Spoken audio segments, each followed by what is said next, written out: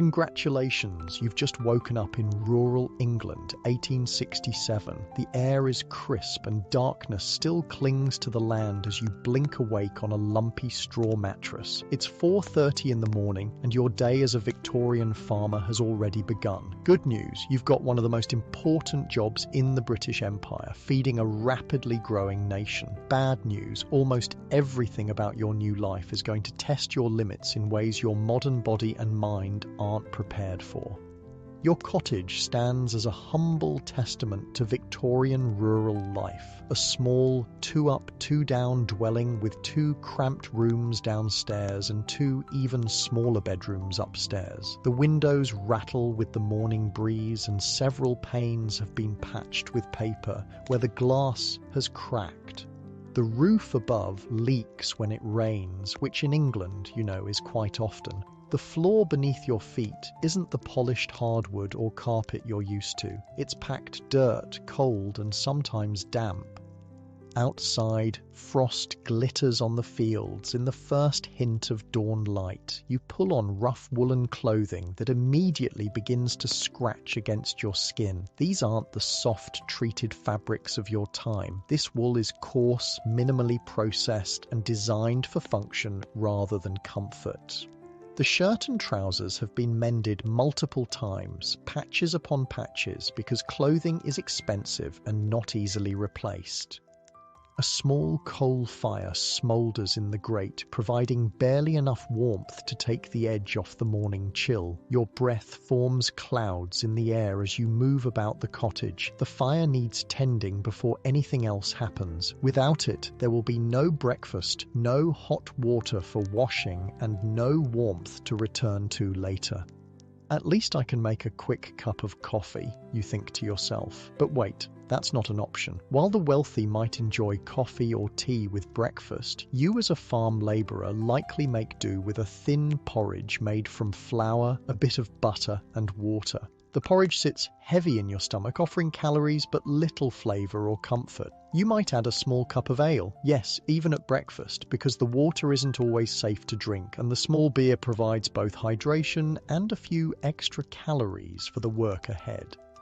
After choking down your breakfast, you step outside into the pre-dawn chill. There's no time to linger, the animals need tending, and the day's labour won't wait for you to adjust to this new reality. Your boots, stiff leather things with thin soles, offer minimal protection against the cold and damp as you trudge across the yard to the small barn.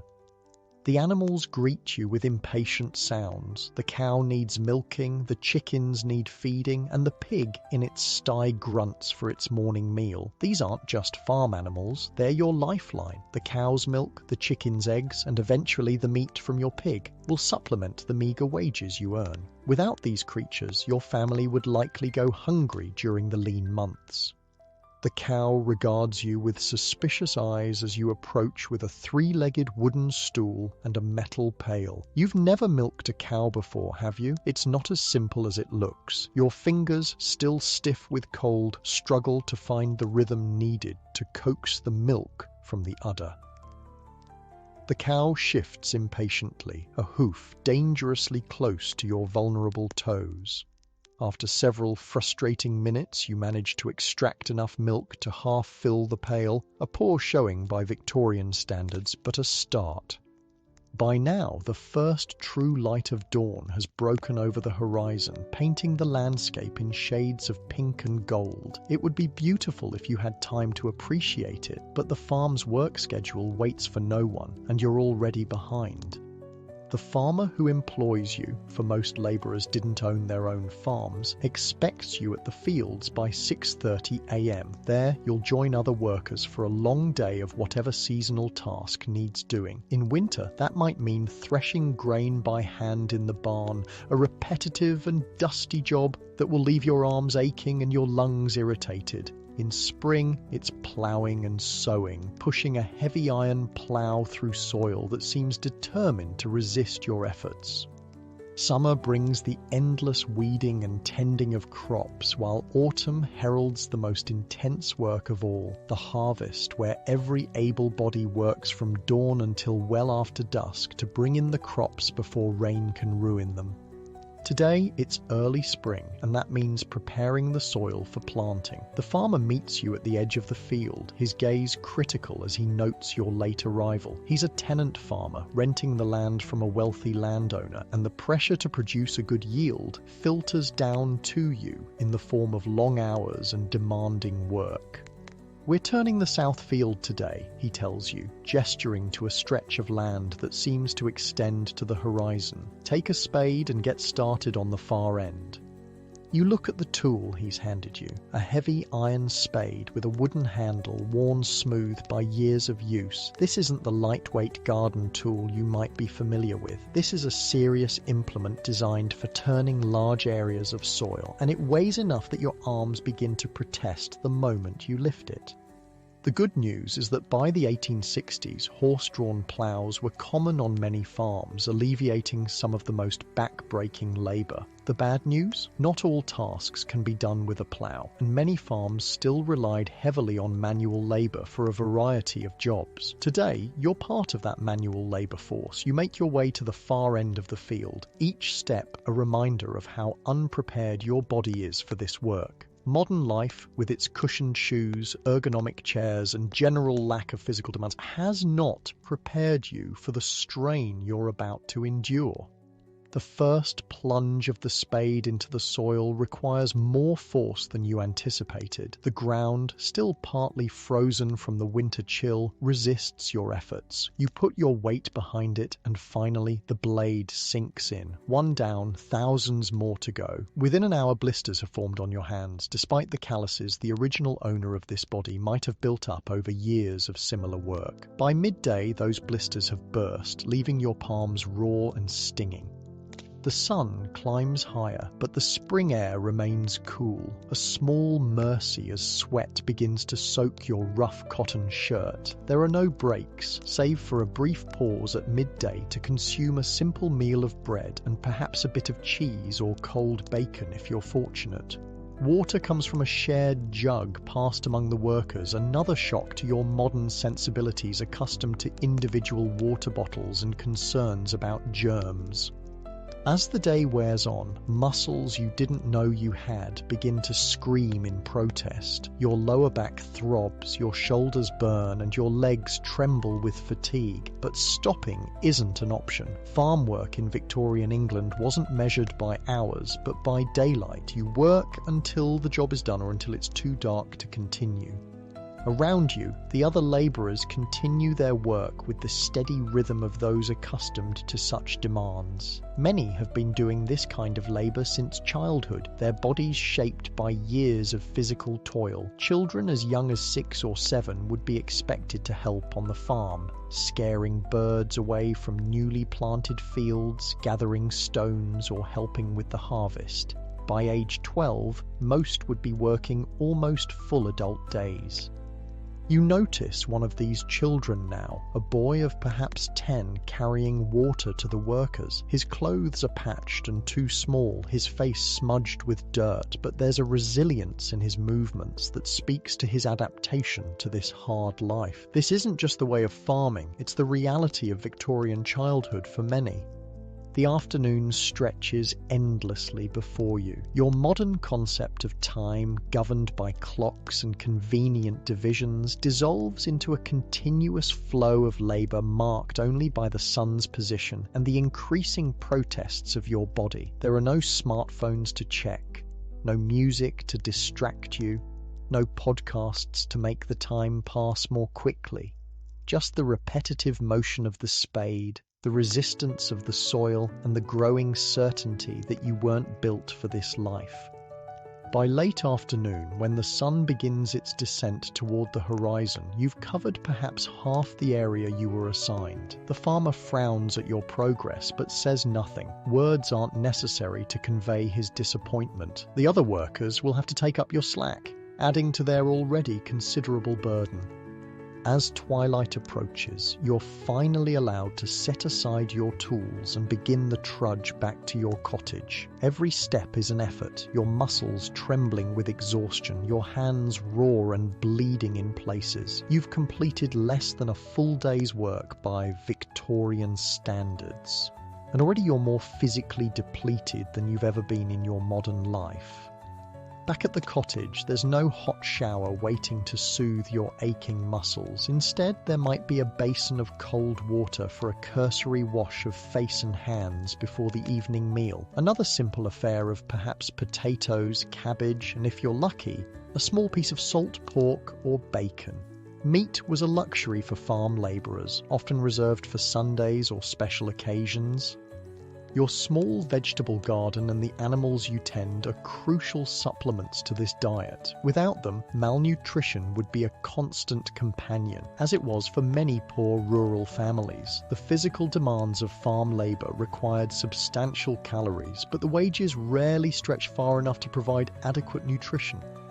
After eating, there are still evening chores, animals to feed again, perhaps wood to chop for tomorrow's fire, water to fetch from the well or pump. Even your children, if you have them, are not exempt from these tasks. Everyone works in a Victorian farm family. It's the only way to survive. When darkness falls completely, illumination comes from perhaps a single candle or an oil lamp, if you can afford it. This weak light is nothing like the bright electric lights you're accustomed to. Reading, if you're even literate, becomes a strain on the eyes, and most activities requiring fine detail must wait for daylight. You collapse onto your bed, every muscle screaming, your hands throbbing, your back a mass of pain. Sleep, at least, should come easily after such physical exertion, but the bed itself presents another challenge to your modern sensibilities. The mattress is stuffed with straw that crackles with every movement, lumpy and offering little support. The blankets are heavy but not particularly warm, and you may be sharing your sleeping space with other family members or even small livestock in the coldest weather. As you lie there in the darkness, the magnitude of the gap between your modern life and this Victorian reality settles over you. It's not just the physical hardship, though, that's considerable. It's the relentlessness of it all, the knowledge that tomorrow will bring the same demands, and the day after, and every day. There are no weekends off, no paid vacations, no sick days. If you don't work, you don't eat, regardless of how your body feels about the arrangement. Farm labourers typically worked 6 full days a week, with only Sunday as a day of rest, and even then, animals still needed tending. Holidays were few and centred around religious observances or harvest celebrations. The rhythm of life followed the seasons and the sun, not the artificial constructs of the modern work week. And what about when illness strikes, as it inevitably will in a time before antibiotics, modern sanitation, or effective medical treatments? A simple infection from those blisters on your hands could lead to serious complications. A winter cold could develop into pneumonia. A broken bone from a fall might mean permanent disability. The robust health safety net of the modern world doesn't exist here. There's no health insurance, no emergency rooms, no physical therapy to help you recover. The cottage grows colder as the night deepens. Perhaps you share it with mice, or worse, the bedbugs that were common unwelcome inhabitants of Victorian beds. Sleep comes in fits and starts, your body too exhausted to stay awake, but too pained to rest comfortably. Before you know it, the first hint of dawn appears, and the cycle begins again. This is the reality you've stepped into. A life defined by physical labor, limited resources, and the constant pressure to produce enough to survive. And we haven't even touched on the uncertainties that Victorian farmers faced. A late frost could kill newly planted crops. Too much rain could rot them in the fields. Too little, and they might wither before harvest. Animal diseases could wipe out precious livestock. The farmer you work for might have a bad year and reduce your already meagre wages. The landowner might decide to convert fields to more profitable uses, leaving tenant farmers and their labourers without employment.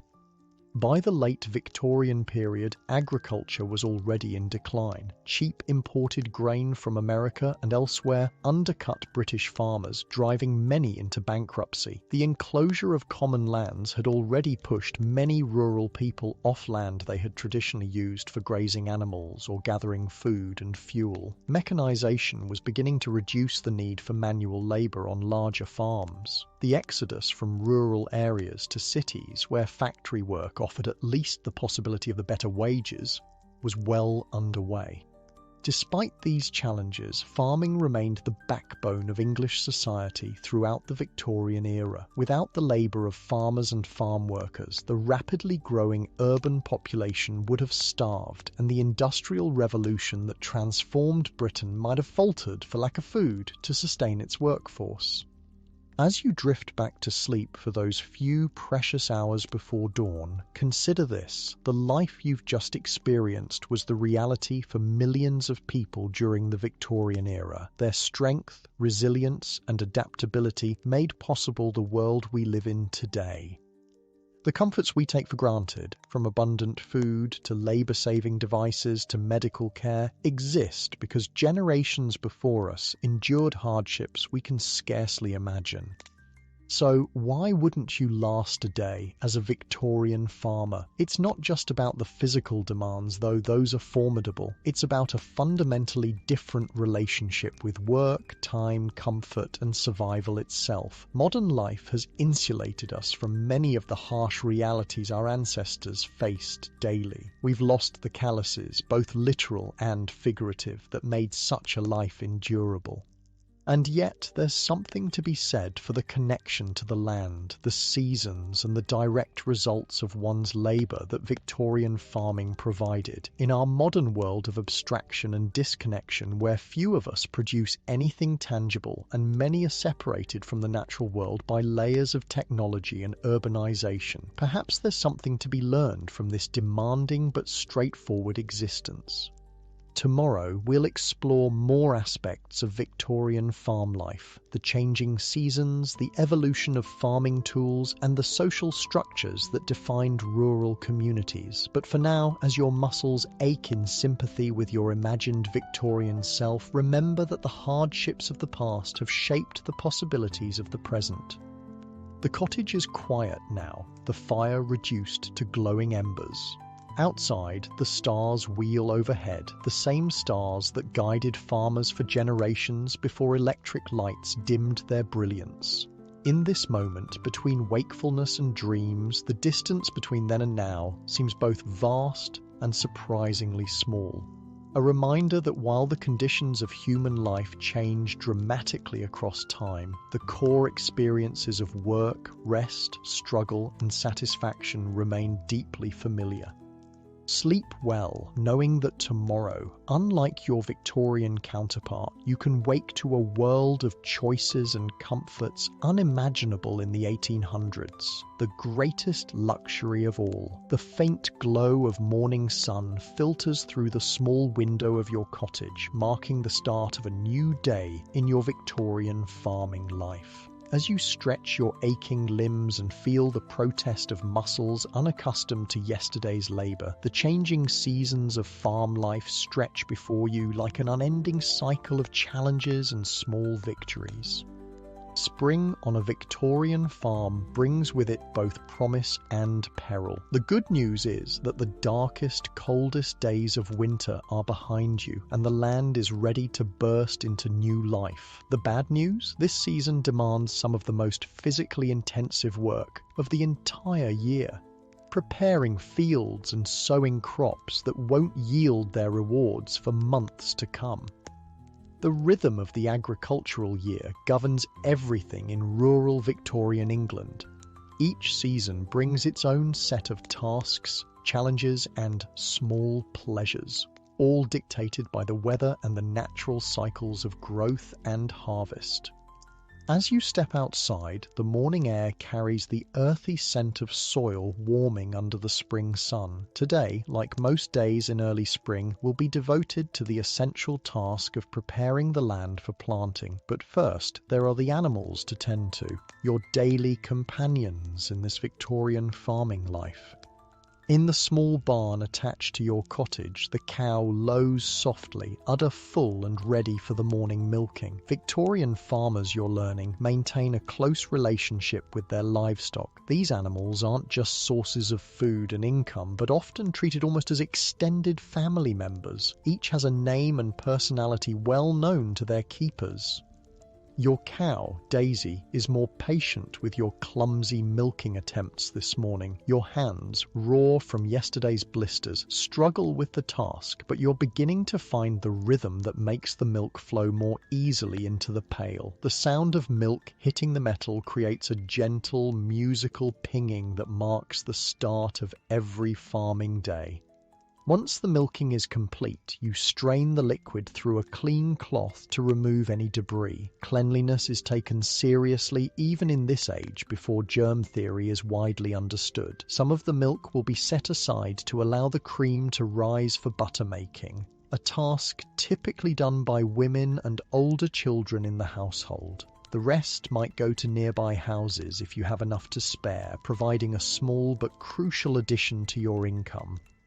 With the morning chores complete, you join the other farm workers heading to the fields. The tenant farmer who employs you approaches with a different task for today. "We're sowing the spring wheat today," he explains, gesturing to several large sacks. "The ground's ready in the north field." Spring sowing is a critical task that will determine the success or failure of the coming harvest. In the Victorian era, farming still relies on a deep understanding of soil, weather patterns, and timing that has been passed down through generations. You're handed a canvas bag that hangs from a strap across your body. Into this, you scoop grain from the sacks, precious seeds that represent the farmer's investment in the future. Before mechanical seed drills became common, many farmers still broadcast seeds by hand, a practice requiring skill and an even measured walking pace.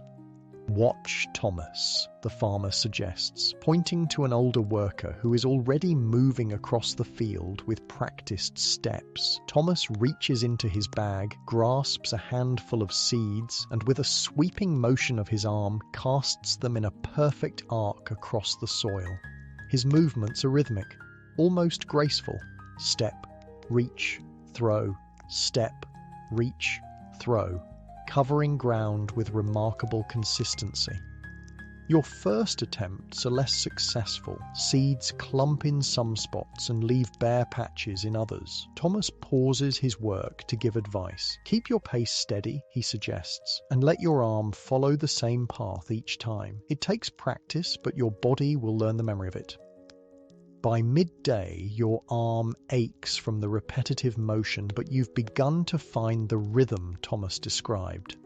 There's something meditative about the process once you settle into it. The weight of the seeds in your hand, the arc of your throw, the soft patter as they fall to the prepared earth. Behind the seed broadcasters come workers with harrows, large rake-like implements pulled by horses that cover the seeds with soil. This partnership between man and beast is essential to Victorian farming. The horses are powerful draft animals, bred for their strength and endurance. Usually Shire horses or Clydesdales with broad chests and thick feathered legs that seem like moving pillars as they pull equipment across the fields. Working alongside these animals requires a relationship of trust and clear communication. The ploughmen and drivers talk to their horses constantly, using special words and clicks to direct their movements. G to turn right, haw to turn left, a specialized language developed over centuries of partnership. The horse's breath creates clouds in the cool spring air as they strain against their harnesses, their massive muscles rippling with effort. The metal harrow bounces and scrapes across the freshly seeded ground, covering the precious grain and protecting it from hungry birds that circle hopefully overhead. While the men work the fields, women's labour is equally vital to the farm's success, though often less visible in historical accounts. Inside the farmhouse and cottage, the farmer's wife and daughters, along with female workers, manage a continuous cycle of essential tasks. In the dairy, women churn butter and make cheese, activities requiring strength, skill, and careful timing. The butter churn, a tall wooden barrel with a staff inside, demands constant, vigorous pumping to transform cream into butter. It's an exhausting process that might take hours of repetitive motion before the cream suddenly breaks and forms butter globules. Cheese making is even more complex, involving careful temperature control, the addition of rennet, an enzyme from calves' stomachs that causes milk to separate into curds and whey, and the pressing and aging of the final product. A good cheesemaker is highly valued, their skills often passed down through generations. Other women tend gardens that provide essential vegetables for the family table, preserve foods for the winter months, manage poultry, and handle the endless cycle of household tasks: cooking, cleaning, washing, mending, and childcare. This domestic labor is the foundation that allows field work to continue uninterrupted. As noon approaches, the work in the field pauses briefly for a simple midday meal. The farmer's wife and daughters appear with baskets containing bread, cheese, perhaps some cold bacon, and jugs of small beer or cider. The workers gather in the shade of a large oak at the field's edge, grateful for the brief respite. The conversation turns to the weather, as it often does among farmers whose livelihoods depend so directly on nature's whims. "Skies building up in the west," observes Thomas, chewing thoughtfully on a piece of bread. "Might have rain by evening." Weather forecasting in Victorian times relies not on satellites or computer models, but on generations of observed patterns and natural signs. Red sky at night, shepherd's delight. Red sky in morning, shepherd's warning. The behavior of animals, the direction of wind, the shape of clouds, all are read like a constantly changing almanac written in the sky. The good news about Victorian weather prediction is that many farm workers develop an almost uncanny ability to sense coming changes. The bad news is that even the most skilled forecaster can't prevent the disasters that bad weather brings. Late frosts that kill tender crops, summer droughts that wither them in the fields, or autumn rains that rot harvests before they can be gathered. After the brief meal, work resumes with renewed purpose. The afternoon brings different tasks. Some workers continue with the sowing, while others repair stone walls that mark field boundaries or clean out drainage ditches essential for preventing waterlogged soil. Drainage is a crucial concern on many British farms where clay soils and plentiful rain can easily create boggy conditions unsuitable for crops. Throughout the 19th century, elaborate systems of underground drainage tiles were installed on many farms, clay pipes laid in trenches that carried excess water away from fields. This was backbreaking work, digging deep trenches by hand, carefully laying the tiles and covering them again. As the afternoon wears on, dark clouds begin gathering on the western horizon, confirming Thomas's prediction. The wind picks up, carrying the earthy scent of coming rain. The farmer surveys the sky with a practiced eye and calls for the day's work to end earlier than usual. "Get the tools in and the horses stabled," he directs. "That's no spring shower building up." The rush to secure equipment and bring in animals before the storm creates a flurry of activity. Valuable tools are gathered and counted. Iron implements are expensive and represent significant investment for the farmer. The draft horses are unharnessed and led to the stable. Their day's work complete. You help Thomas lead a massive Clydesdale named Thunder to his stall. The horse's hooves, each the size of a dinner plate, thud heavily on the stable floor as he enters his stall with obvious relief. "Good lad," Thomas murmurs, patting the animal's sweaty neck. "You've earned your rest today." The care of working animals is a critical aspect of Victorian farming. Horses represent both a major financial investment and essential power for farm operations. Their feeding, grooming, and health are priorities even when human comforts might be lacking. A good workhorse might be worth half a year's wages for a farm labourer, and their loss through injury or illness could be catastrophic for a small farm's operation.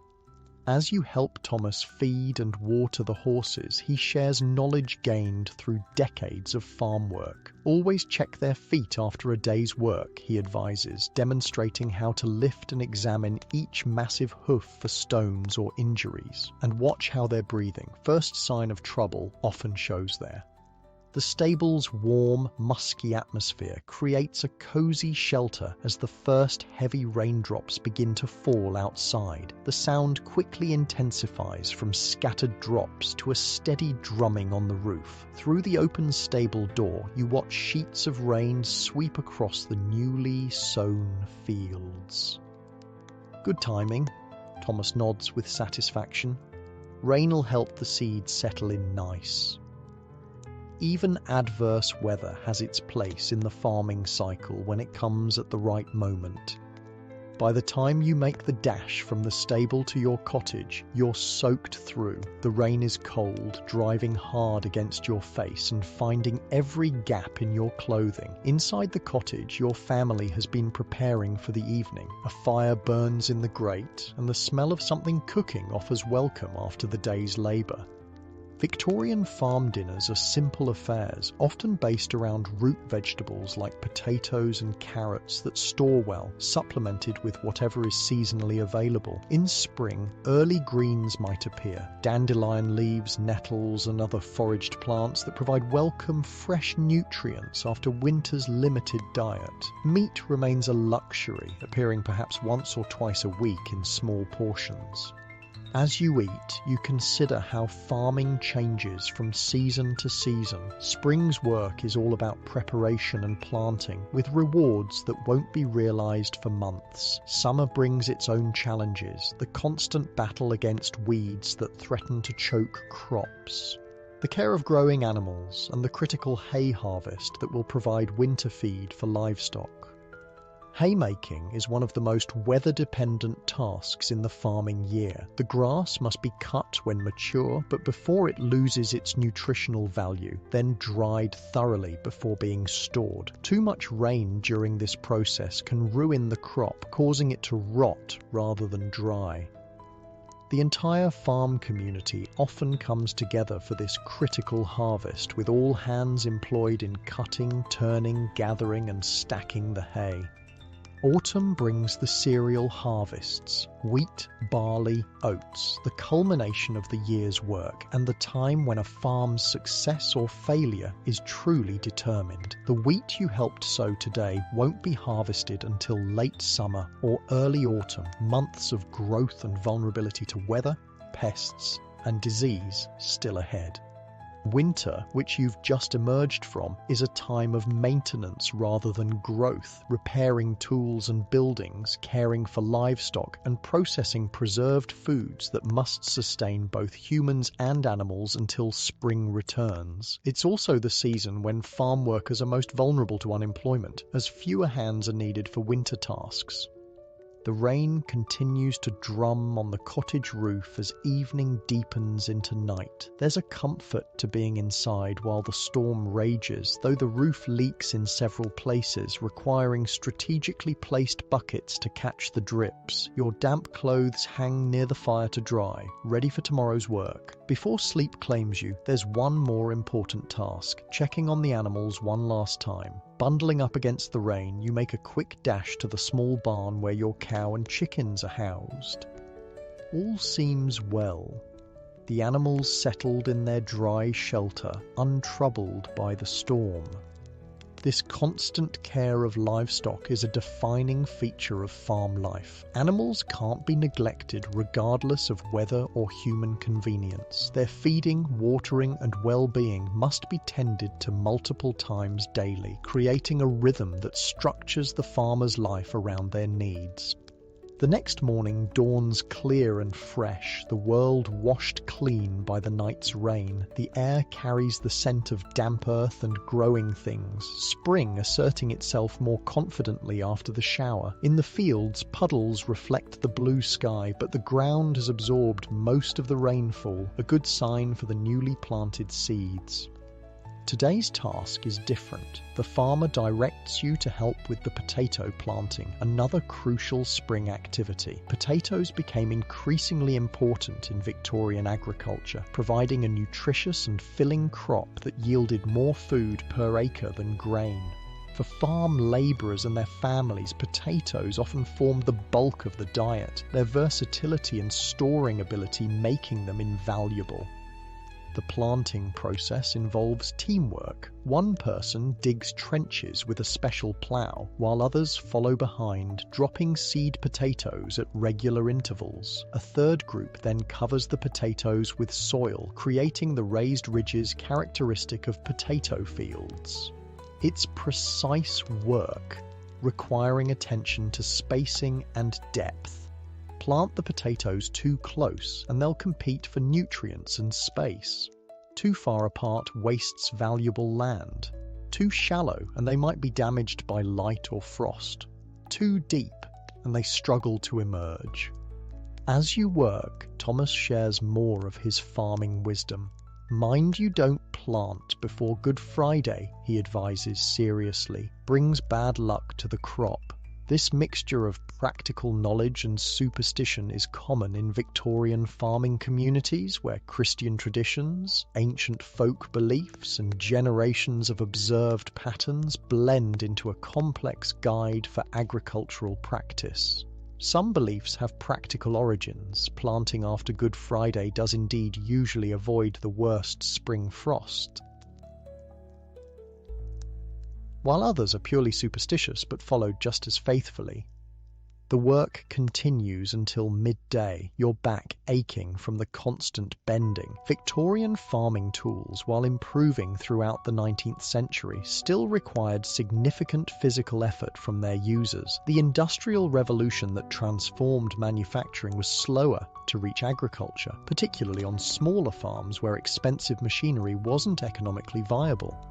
After the midday meal, you're introduced to a relative novelty, a mechanical seed drill that has recently been purchased by the farmer. This device, drawn by horses, creates furrows, drops seeds at regular intervals, and covers them all in one operation. What would take several workers all day to accomplish by hand can be done in hours with this machine.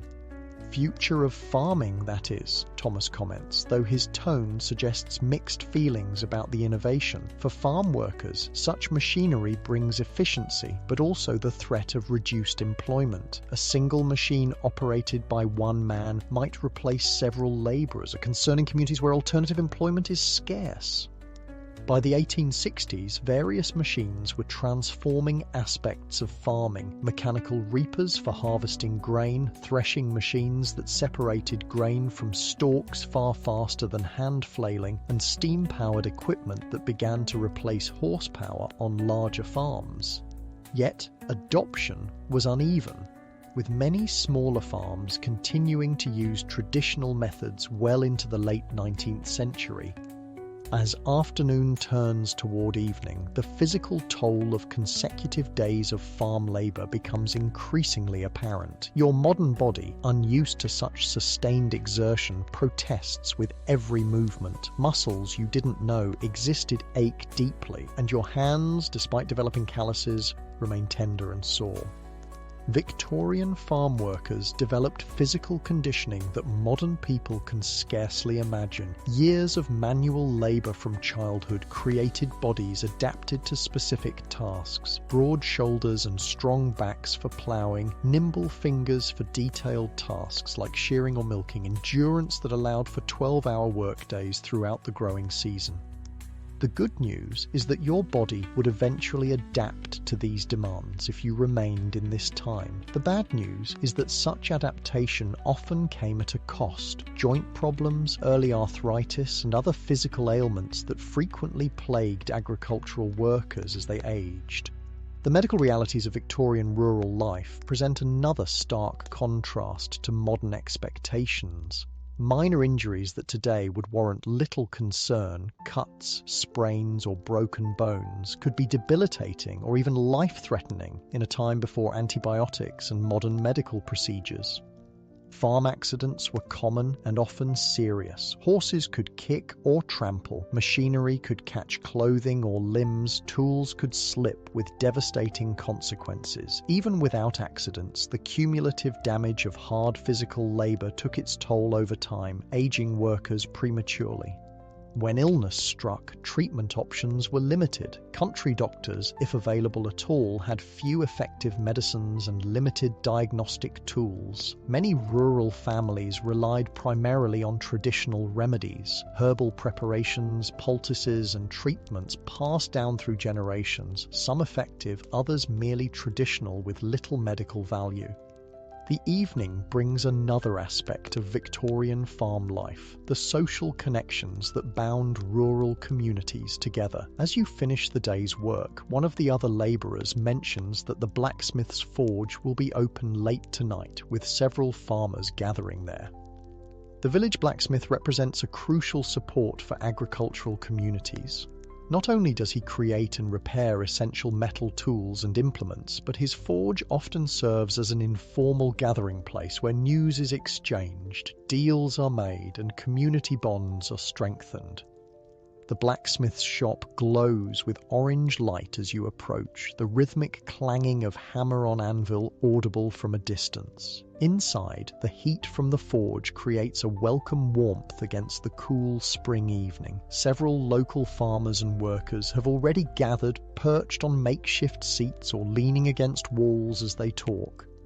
These informal gatherings serve multiple purposes in rural Victorian society. They allow for the exchange of practical information, weather observations, reports of crop conditions, news of livestock diseases to watch for. They provide opportunities for workers to hear about employment possibilities or for farmers to arrange labour for upcoming busy periods. And perhaps most importantly, they offer connection and community in a time before electronic communications and mass media.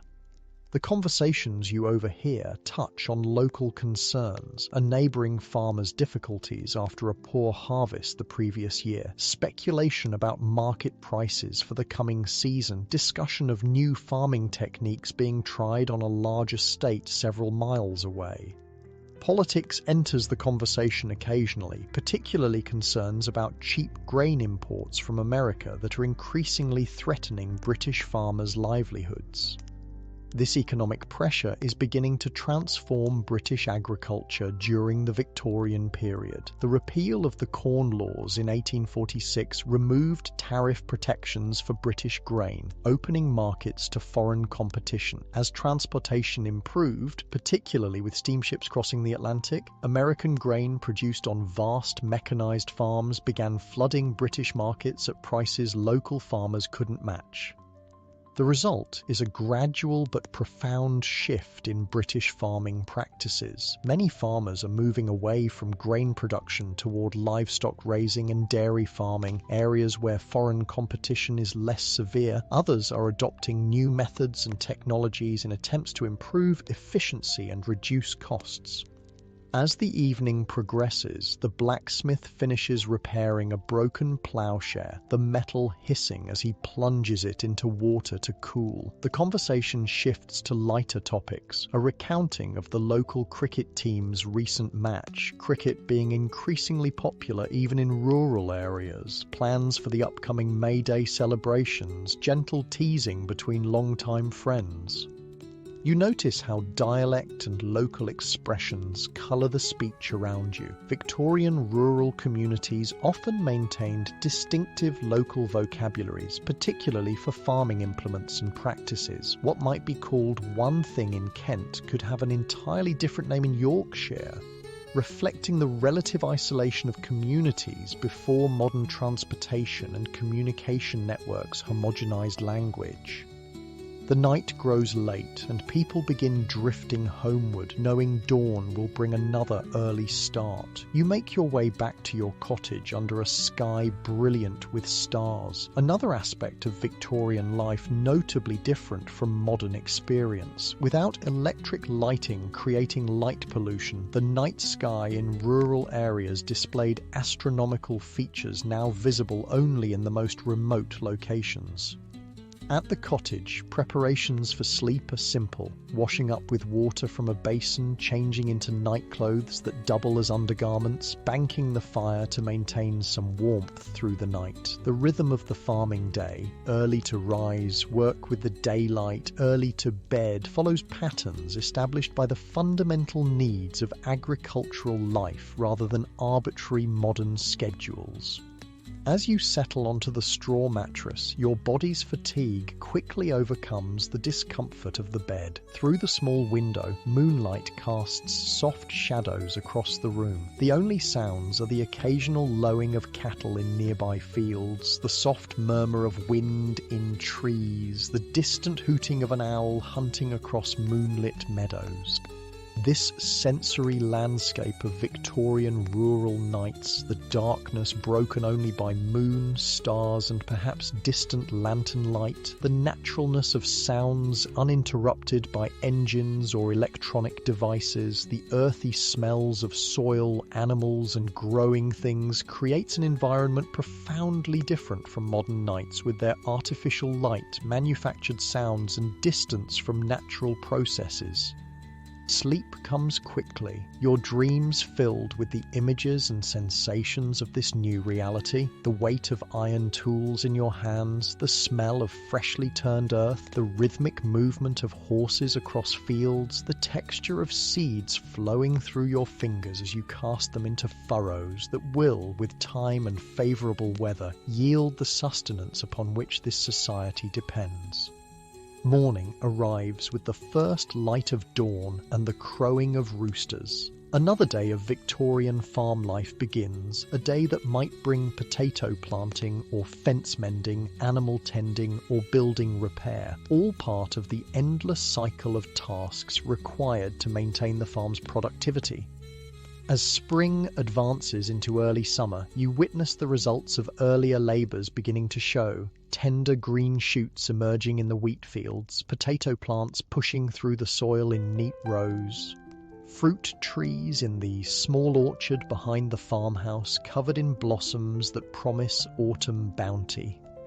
There's a satisfaction in seeing these tangible results of work, a directness to the relationship between effort and outcome that modern occupations often lack. Victorian farmers might struggle against weather, pests, diseases and economic forces beyond their control, but they could see the direct results of their labour in the growing crops and thriving animals their work produced. This connection to natural cycles and visible outcomes created meaning in work that, despite its physical demands and limited material rewards, offered something increasingly lost in the industrial jobs that were drawing many rural workers to cities during this period, a sense of purpose and connection to both land and community that transcended mere economic transaction. As you move through the tasks of this new day, your body still aching but perhaps beginning to adapt to its new demands, you reflect on these deeper aspects of Victorian farm life, the challenges certainly, but also the rhythms, connections and satisfactions that defined an agricultural existence, increasingly giving way to the industrial future that would transform British society in ways both promising and problematic for those whose lives were bound to the land and its seasons.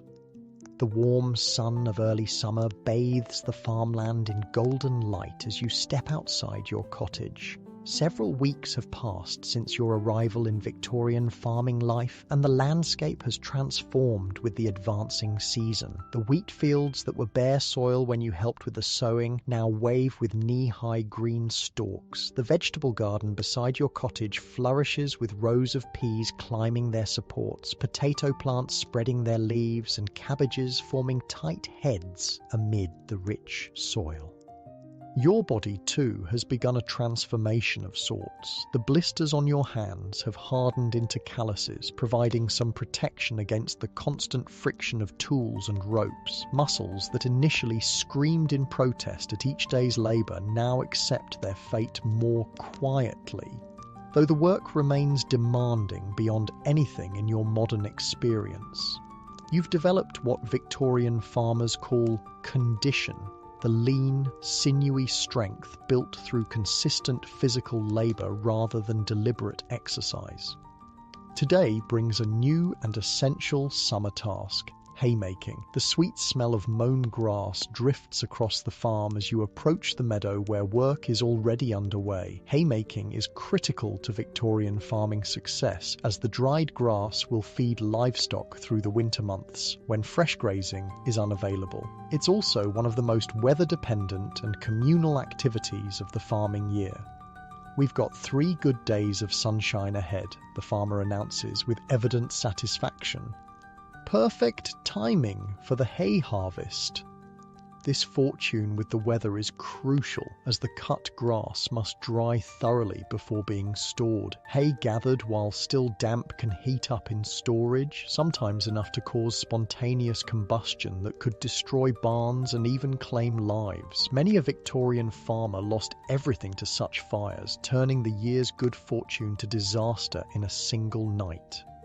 The haymaking process begins with cutting the grass, a task traditionally done with scythes. Despite the growing availability of mechanical mowers by the mid-Victorian period, many smaller farms still relied on these ancient hand tools. You watch as Thomas and other experienced workers swing their scythes in long, smooth arcs, the curved blades slicing through the grass with hypnotic rhythm.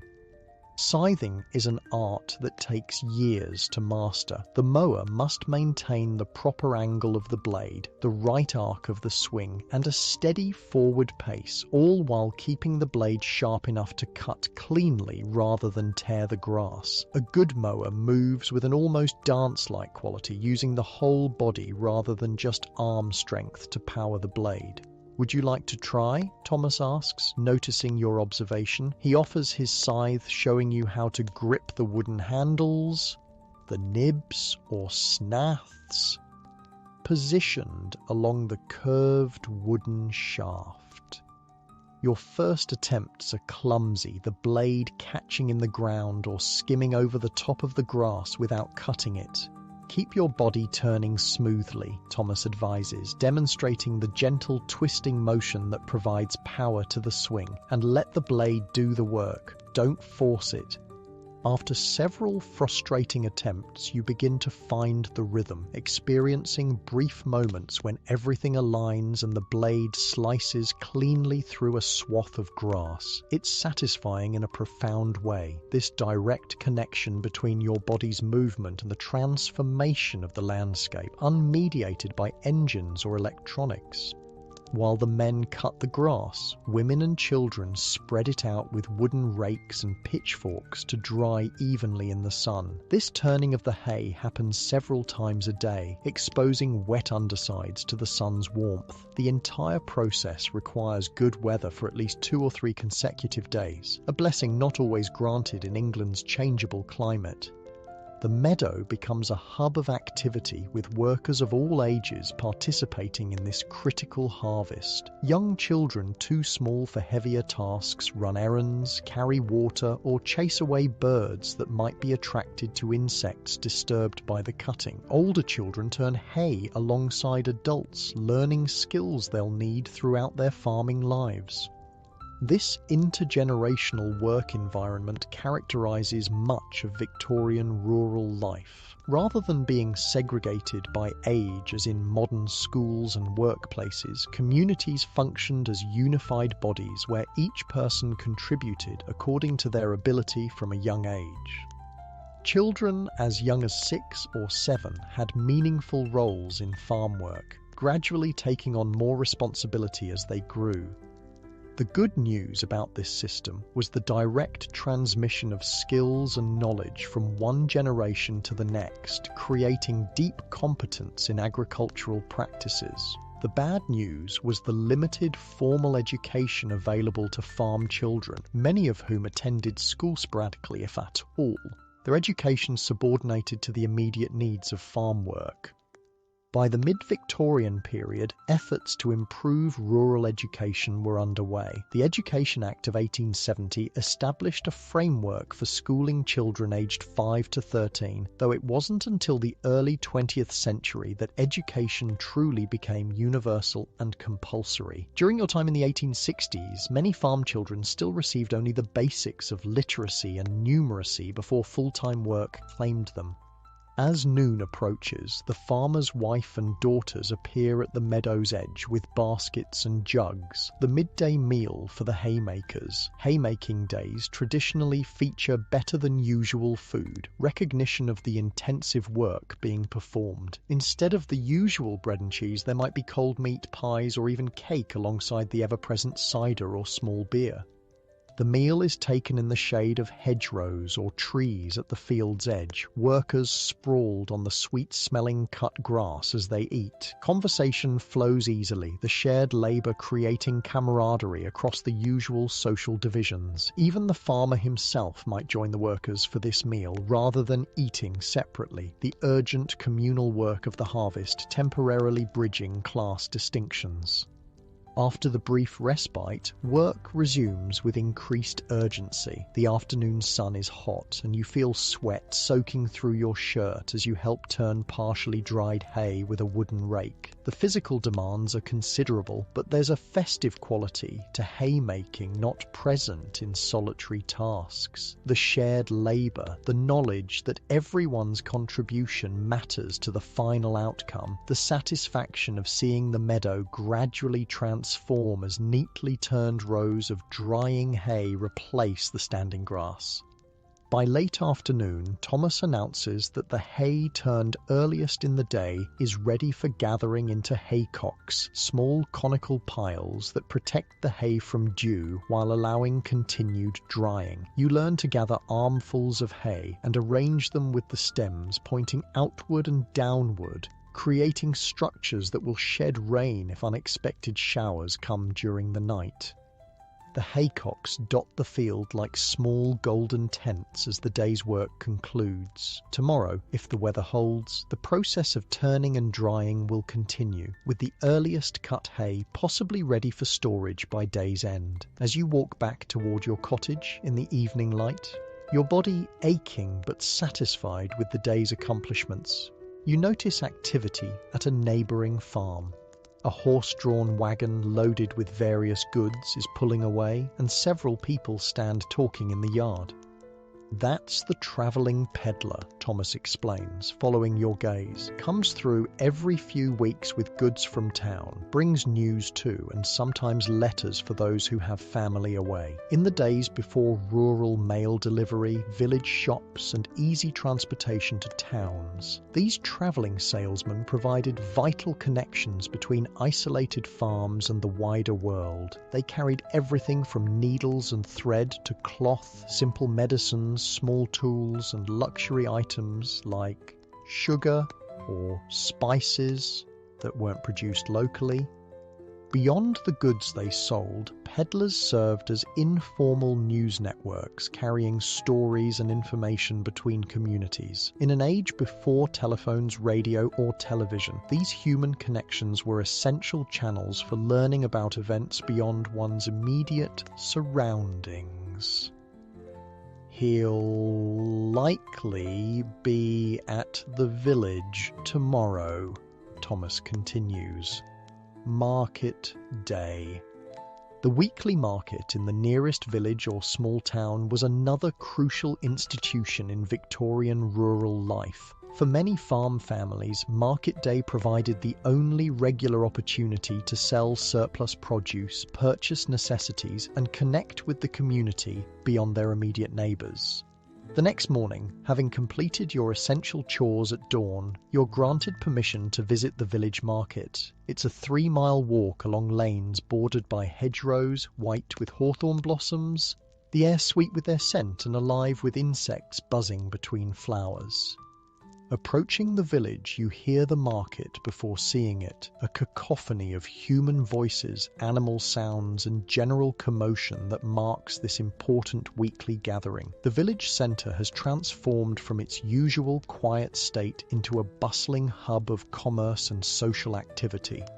Farmers display produce on rough wooden tables or directly from the backs of carts. Vegetables, fruit, eggs, butter, cheese, and occasionally meat. Livestock sellers cluster in one area, their sheep, pigs, or cattle penned temporarily for inspection by potential buyers.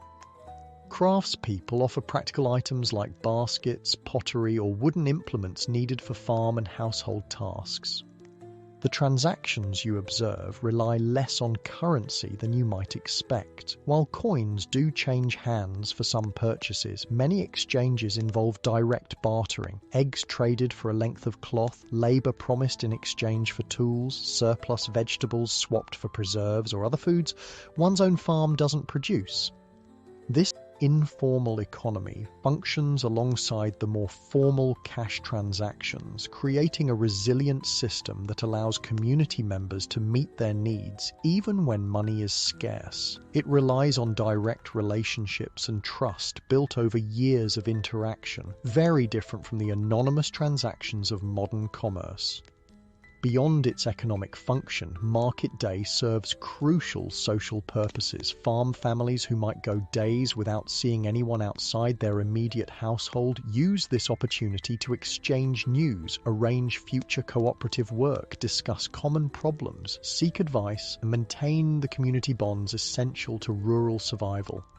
You notice how these interactions follow invisible but clearly understood social patterns. The farmer's wife, who sells butter and eggs, greets different customers with subtle variations in manner, reflecting their relative social positions. A prosperous tenant farmer receives deference from labourers while himself showing respect to the local landowner who briefly visits the market. Children weave through the crowd on errands for parents, already learning the complex social choreography that will guide their adult interactions. As you browse the market stalls, you overhear conversations that reveal common concerns of Victorian farming communities. "Lost 3 lambs to that fox," one shepherd tells another. "Set traps, but the cunning devil avoids them all." Wildlife predation represented a significant threat to farm profits, with foxes, weasels, and birds of prey taking a toll on poultry and young livestock. Another conversation turns to crop diseases. "My neighbour's potatoes are showing the blight already. Hope it doesn't spread this year." The potato blight that caused the devastating Irish famine of the 1840s remained a dreaded possibility for British farmers, capable of destroying entire crops in days. Animal diseases created even greater anxiety, as they could quickly spread through valuable livestock. "Keep your new cow separate for a fortnight," an older farmer advises a younger man who's just purchased an animal. "Make sure she's not bringing anything onto your farm." Without modern veterinary medicines, diseases like foot and mouth, anthrax, or bovine tuberculosis could ruin a farm's economy and potentially spread to humans. These everyday concerns, predators, plant diseases, animal illnesses, represented constant threats to agricultural success that required vigilance, traditional knowledge, and community information sharing to manage. The market served as an informal clearinghouse for such vital information, transmitting warnings and solutions throughout the farming community. As noon approaches, the pub at the market square fills with farmers and traders taking a break from their business. While Victorian temperance movements were beginning to influence drinking habits, alcohol remained central to rural social life. Beer or cider was considered a normal part of daily consumption for working men, viewed as providing necessary calories and hydration for physical labor. Inside the pub, conversations grow louder and more animated as drinks flow. You observe another important aspect of market day, the negotiation of labor arrangements and land usage. A farmer arranges to hire extra help for an upcoming harvest. Two neighbors resolve a dispute about drainage between their fields. A cooper, a barrel maker, agrees to supply new containers for the autumn apple pressing, to be paid partly in cash and partly in the resulting cider. These informal arrangements, often sealed with nothing more than a handshake, formed the working infrastructure of rural communities. Without lawyers or written contracts, such verbal agreements carried the full weight of community enforcement. Breaking one's word could result in damaged reputation and future difficulty finding work or trading partners. As afternoon progresses, the market begins to wind down. Farmers pack unsold goods back into carts, livestock are led away to their destinations, and the village slowly returns to its usual quieter state. You purchase a few small items, a bone comb, some thread for mending, and a precious orange that will be a rare treat back at the cottage before beginning the walk home. The road back to the farm offers time to reflect on the social complexity you've observed. Despite its apparent simplicity compared to modern urban life, Victorian rural society operated with intricate systems of mutual support, obligation, status recognition, and information exchange. These systems, developed over generations, created resilience in communities facing constant challenges from weather, disease, and economic pressures. Returning to the farm, you find haymaking continuing in your absence. The hay is drying well in the continued sunshine, and preparations are underway for the final stage, gathering it into storage for the winter months. This process involves building large stacks in the field, or transporting the hay to the barn, where it will be carefully arranged to maximize storage space while allowing proper ventilation. Building a proper haystack is another skill requiring specialized knowledge. The stack must shed water through its precisely angled sides and top, maintain its shape through settling, and allow for internal ventilation to prevent dangerous heating. The best builders of haystacks are respected specialists in farming communities, their expertise sought after during harvest season. You join the crew loading dried hay onto a wagon for transport to the barn. Using pitchforks, workers lift forkfuls of hay to a person standing on the growing pile on the wagon, who arranges it to create a stable, balanced load. It's hot, dusty work. Hay particles fill the air, sticking to sweat-dampened skin and working their way into clothing. Many workers tie handkerchiefs over their noses and mouths to avoid breathing the dust, which can cause respiratory problems with long-term exposure. The loaded wagon, pulled by two massive draft horses, creaks under its burden as it moves slowly toward the barn. There, the unloading process begins, a reverse of the loading, with hay pitched from the wagon into the barn loft where it's carefully arranged for storage. Workers move in coordinated patterns developed over years of shared labor, minimizing wasted motion and maximizing efficiency in a way no written manual could capture.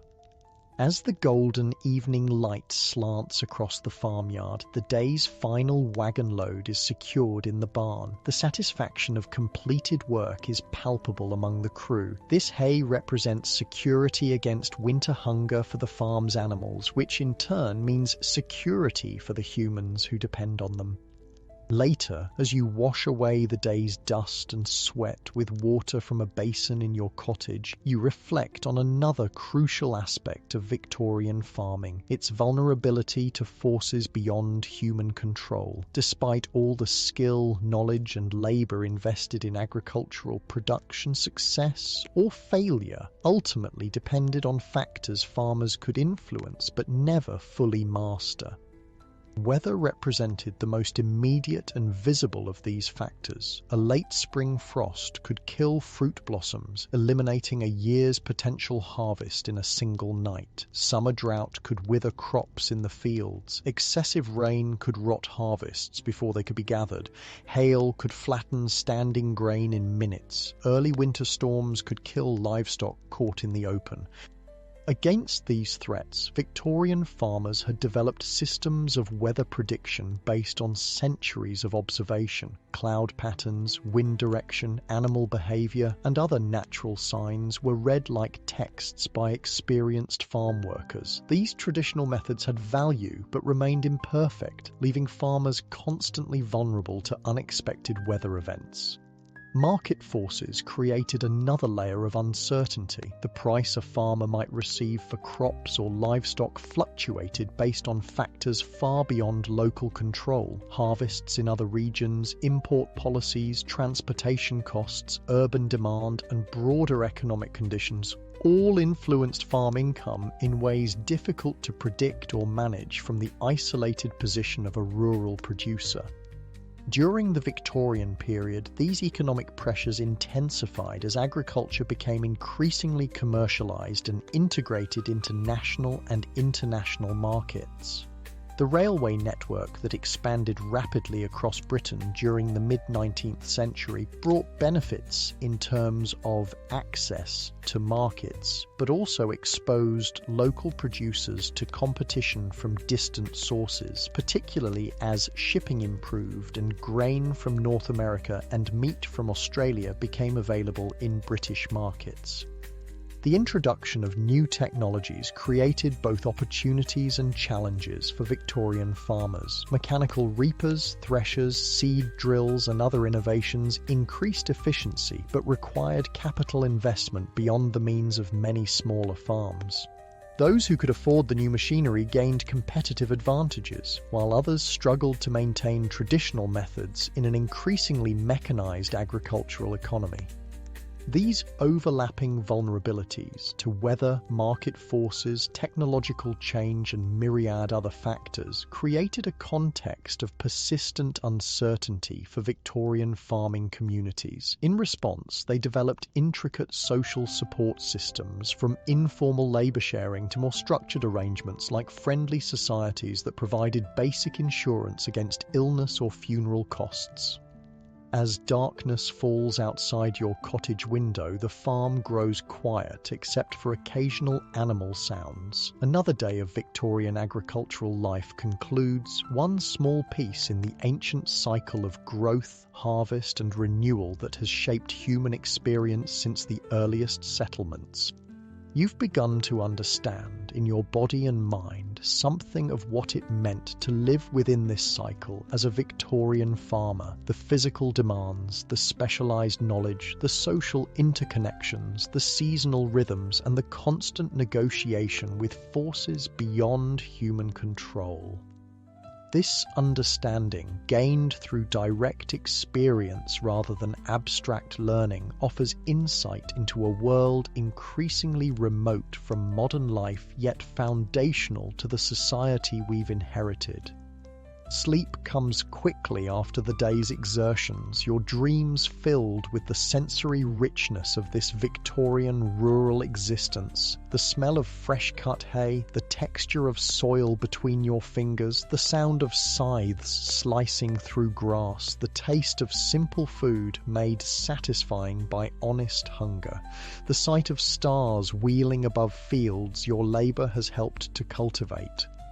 The calendar turns to August, and the Victorian farming landscape transforms again. The haymaking that occupied your days earlier in summer has been completed successfully, the barn's loft packed with sweet-smelling dried grass that will sustain the farm's animals through the winter months. Now comes the most critical period in the farming year, the grain harvest. Dawn breaks earlier than you'd like after another night of deep sleep born of physical exhaustion. The roosters haven't even begun their morning calls when you rise, dress quickly in the pre-dawn darkness, and step outside your cottage. The air carries a different quality now. Still warm, but with the first subtle hints that summer's heat will eventually yield to autumn's cooler embrace. Today marks the beginning of the wheat harvest, the culmination of work that began months ago when you helped sow these same fields. The golden stalks stand tall across acres of land, heavy heads nodding gently in the morning breeze. This crop represents not just food, but economic survival for the farm and its workers. A successful harvest means security through the coming year. A poor one could mean hardship or even ruin. You join other workers gathering near the barn, where the farmer distributes tools and assigns sections of the field to different teams. Despite the growing availability of mechanical reapers by the 1860s, many farms, especially smaller ones, still harvested by hand using tools that would have been familiar to farmers centuries earlier. Thomas hands you a sickle, a curved blade attached to a short wooden handle. Unlike the long-handled scythe used for haymaking, the sickle requires the user to bend close to the ground, grabbing bunches of wheat stalks with one hand while cutting them with the other. It's precise, but slow work, and harder on the back than scything. Ever used one before? Thomas asks, though he knows the answer. When you shake your head, he demonstrates the proper technique. Grasping a handful of wheat stems with his left hand, he cuts them with a smooth motion of the sickle in his right, then places the cut stalks carefully to one side where they'll be gathered into sheaves. Don't waste any stalks, he advises. Every grain counts. This carefulness reflects the value placed on the crop. In an age before global supply chains and food security, waste wasn't merely inefficient, it threatened survival. Victorian farm workers developed techniques that maximized harvest from every planted field, gathering crops with a thoroughness modern mechanical harvesting can't match. You follow Thomas into the field, joining a line of workers moving steadily through the standing wheat. The work requires a rhythm, grab, cut, place, grab, cut, place, that your body gradually finds after several clumsy attempts. The morning dew soaks your lower legs as you move through the crop, and tiny insects disturbed from their homes in the wheat field fly up around you. Behind the reapers come the gatherers, often women and older children who collect the cut stalks into bundles called sheaves. These are bound together with twisted strands of the wheat itself, a technique requiring considerable skill to create bindings tight enough to hold through subsequent handling. As the sun climbs higher, casting golden light across the harvesting teams, the temperature rises rapidly. By mid-morning, sweat streams down your face and back, and your knees and back protest the constant bending the sickle requires. This, you realize, is why many farms began adopting mechanical reapers as soon as they became available, not just for efficiency, but to reduce the physical toll on workers. The first mechanical reaper had been patented by Cyrus McCormick in America in 1834, with various improvements following over subsequent decades. By the 1860s, horse-drawn reapers were becoming common on larger British farms, though their expense put them beyond reach of many smaller operations. These early machines cut the standing grain, but still required workers to gather and bind the cut stalks by hand. Around midday, you notice activity at the far end of the field. A neighbouring farmer has arrived with a mechanical reaper, offering to help complete the harvest more quickly. The farmer who employs you agrees to the arrangement, which likely involves payment or a promise of reciprocal help with the neighbour's harvest. The machine is an impressive sight, a wheeled platform pulled by two sturdy horses with mechanical arms that sweep the standing grain against cutting blades. A seat perched above allows the operator to control the horses and the cutting mechanism. As it moves through the field, the reaper cuts a swath of wheat far wider than a single worker with a sickle could manage, dramatically increasing harvesting speed. progress," Thomas comments beside you, watching the machine with a mixture of appreciation and concern. Makes the work faster, no doubt, but means fewer hands needed. His observation touches on the central tension of agricultural mechanization during this period. Increased efficiency came at the cost of rural employment, contributing to the migration from countryside to cities that characterized the Victorian era. For the remainder of the day, you work alongside the mechanical reaper, gathering and binding the stalks it cuts but doesn't collect. Even with this mechanical assistance, harvesting remains labor-intensive, with each sheaf requiring careful binding before being stood in groups of 8 to 10, called stooks or shocks. These characteristic formations, resembling small teepees dotting the harvested fields, allow the grain to continue drying before the next stage of processing. The wheat must remain in these stooks for several days, depending on weather conditions, before being sufficiently dry for storage. During this critical period, farmers watch the sky anxiously. Rain could damage the harvest, causing grain to sprout in the sheaf, or develop mold that renders it worthless. By evening, nearly half the wheat field has been harvested. Good progress for the first day, though several more days of intensive work remain before the entire crop is secured. As you walk back to your cottage, muscles aching from the unaccustomed movements the sickle required, you pass women and children gleaning in the harvested sections, carefully collecting individual stalks of grain missed during the main harvest. This practice of gleaning has ancient roots, mentioned in the Bible and recognised in British common law as a right of the rural poor to gather leftover grain after the harvest. It provided an important supplement to the diets of the poorest community members, particularly widows and children without male breadwinners. Though landowners and farmers sometimes attempted to restrict gleaning, the practice continued throughout the Victorian period, a testimony to both rural poverty and community support systems that helped mitigate its worst effects.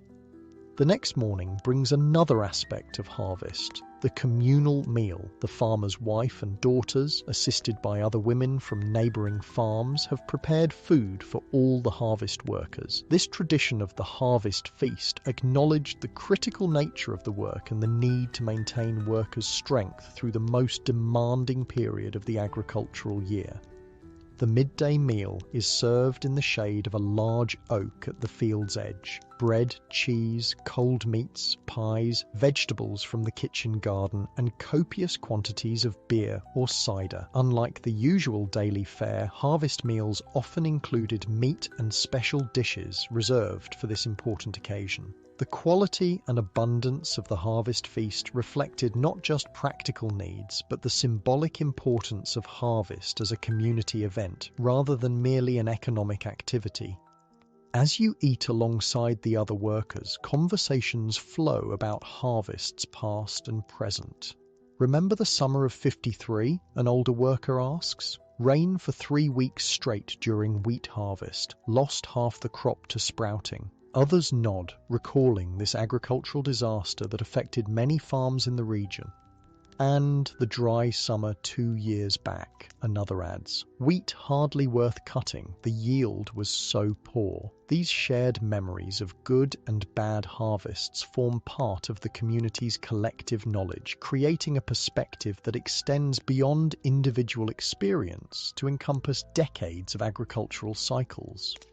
After the brief respite of the meal, work resumes with renewed urgency. The wheat remaining in the field must be cut before any change in weather threatens it, and the already cut portions must be monitored for proper drying. The entire community focuses on this single priority, securing the harvest that will sustain them through the coming year. The following days follow similar patterns of intensive labour from dawn to dusk. Once properly dried in the field, the sheaves are loaded onto wagons for transport to the barn or stackyard. There, they might be built into carefully constructed stacks for longer-term storage, or prepared for immediate threshing to separate the valuable grain from the stalks and chaff. Threshing, the process that extracts edible grain from the harvested plant, evolved significantly during the Victorian period. The ancient method of flailing, beating the dried stalks with jointed wooden tools called flails, remained in use on some farms, particularly for smaller harvests or specific grains. This hand threshing was strenuous work, typically performed inside barns during winter months when fieldwork was limited. Mechanical threshing machines, initially powered by horses walking in circles to drive gears and later by portable steam engines, gradually replaced hand flailing on many farms. These machines increased efficiency dramatically but brought their own dangers. Moving parts could catch clothing or limbs, and many Victorian farm workers suffered serious injuries or death from threshing machine accidents. You observe a horse-powered threshing machine in operation at a neighbouring farm. Horses harnessed to a horizontal wheel walk in endless circles, their movement transferred through gears to drive the threshing mechanism. Workers feed sheaves into one end of the machine, which beats and separates the grain through a series of internal operations before ejecting straw from another opening and allowing grain to fall through screens into collection containers. The dust raised by threshing creates a hazy atmosphere around the operation, coating workers' clothing and skin with fine particles that work their way into eyes, noses, and lungs. This threshing dust contributed to respiratory problems common among agricultural workers, particularly those who specialized in threshing operations. Once threshed, the grain requires further cleaning to remove remaining chaff and weed seeds before being stored in granaries or prepared for market. Women often performed this winnowing process using flat baskets called winnowing fans to toss the grain into the air, allowing breeze to blow away lighter chaff while the heavier grain fell back into the basket. Mechanical winnowing machines using fan-generated airflow increasingly replaced this hand method during the Victorian period. After the wheat harvest comes the gathering of other grains: barley for brewing and animal feed, oats for horses and human consumption, rye for bread in some regions. Each requires similar processes of cutting, drying and threshing, though the timing varies slightly based on different maturation rates. By September, the grain harvest's complete. Attention turns to other autumn crops. Root vegetables like potatoes, turnips and mangolds, a type of beet grown primarily for animal feed, must be dug from the ground and stored for winter use. Apples, pears and other fruits are gathered from orchards, some for immediate consumption but most for preservation through drying, making into cider or perry, or storing in cool, dark conditions that extend their usability through winter months. These autumn harvests, while less dramatic than the grain gathering that preceded them, are equally essential to the farm's annual cycle. Root crops in particular provided critical winter feed for livestock when fresh grass was unavailable, allowing animals to be maintained through cold months rather than slaughtered in fall as had been common in earlier periods. With harvests secured, Victorian farms began preparations for the next agricultural cycle. Fields were ploughed again, incorporating stubble from harvested crops back into the soil. Winter wheat varieties might be sown in autumn, their seeds germinating before cold weather suspended growth, ready to resume development with spring's return. These overlapping cycles, harvesting completion coinciding with preparation for future plantings, embodied the continuous nature of agricultural life. Unlike modern work, with its clear demarcations between projects, farming existed as an unbroken chain of related activities, each season's work building on the last and laying groundwork for the next. As autumn advances, you notice changes in the social patterns of farm life. With the most intensive work of harvest completed, community gatherings become more common. Harvest suppers, church festivals, and fairs punctuate the season. These celebrations serve both as thanksgiving for the completed harvest and as opportunities for community bonding before winter's isolation. The harvest supper represents the most significant of these gatherings, a meal provided by the farmer for all who worked the harvest, regardless of their regular status. For one evening, social distinctions diminish as all who contributed to securing the crop share food, drink, and celebration at a common table. Songs, stories, games, and dancing typically follow the meal, creating a festive atmosphere that acknowledges the community's collective achievement. You attend such a supper at the farm, seated at a long table set up in the largest barn, cleared and decorated for the occasion. Lanterns cast warm light over the gathered workers and their families. The farmer himself stands to offer thanks for their labor and for the successful harvest, a rare public acknowledgement of the interdependence that underlies agricultural success despite social hierarchies. The meal features the best local produce, roast meats, fresh and preserved vegetables, homemade breads, pies and puddings, accompanied by liberal quantities of cider and beer. For many workers, this represents the most abundant meal of their year, a brief experience of plenty in lives often characterized by careful management of limited resources. After eating, tables are cleared to make space for dancing. An elderly farm worker produces a fiddle, another a concertina, and simple country dances begin. These are not the formal ballroom dances of urban Victorian society, but traditional patterns passed down through generations. Circle dances, reels, and jigs that allow for community participation regardless of age or skill. As the evening progresses, older workers share stories of harvests past, agricultural wisdom wrapped in narrative form. These oral traditions preserve practical knowledge, weather signs, planting techniques, animal husbandry practices, while simultaneously reinforcing community identity through shared history and experience. You listen as Thomas recounts the harvest of 1845, when potato blight first appeared in the region. Crops fine one day, black and stinking the next, he remembers. No warning, no cure. People who depended on potatoes went hungry that winter. His story serves as both historical record and cautionary tale about agricultural vulnerability, a reminder of how quickly circumstances can change despite human effort and skill. The celebrations conclude earlier than modern parties might. Farm work continues regardless of festivities, and dawn will bring its usual demands. The community disperses through lantern-lit lanes to cottages and farmhouses scattered across the landscape, carrying memories of shared celebration to sustain them through coming months of more isolated winter work. Back in your cottage, preparing for sleep after the evening's unusual social activity, you reflect on the Victorian agricultural cycle you've experienced, the spring planting, summer tending, and autumn harvesting that structure rural life. Each season brought different demands and rewards, creating a varied but predictable rhythm that contrasts sharply with the constant season-independent pace of modern work.